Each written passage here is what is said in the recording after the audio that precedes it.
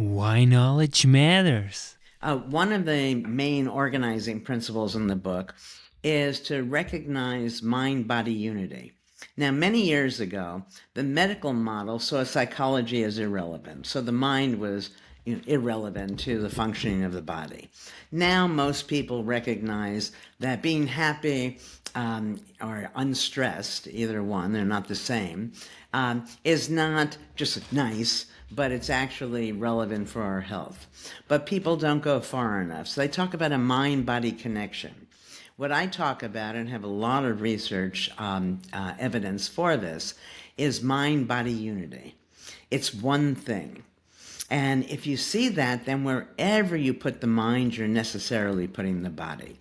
So speaking of sleep, we did this study where we had people in a sleep lab, and they wake up and they see the clock, and we've fixed the clock. So they think they got 2 hours more sleep than they got, 2 hours fewer, or the amount of sleep that they did get.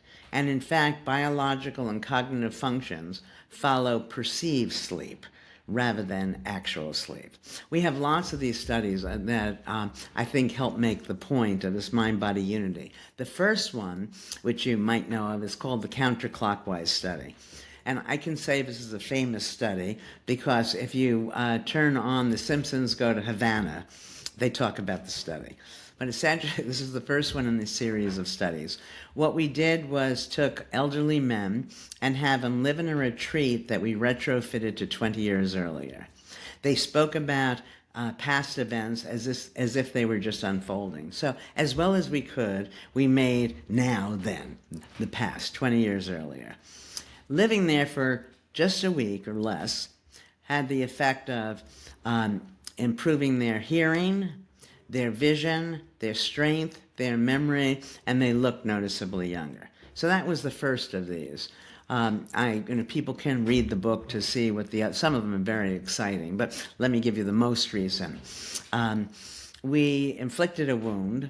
Now, we don't want to hurt anybody, so it's not a major wound, but a wound nonetheless. And again, we use a clock, a rigged clock.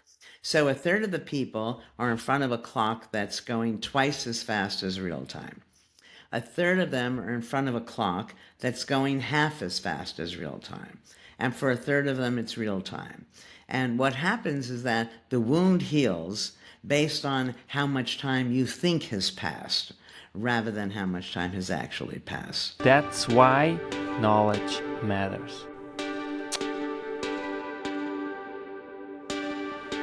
Make your life a masterpiece. Visit now programs.the-ykm.com.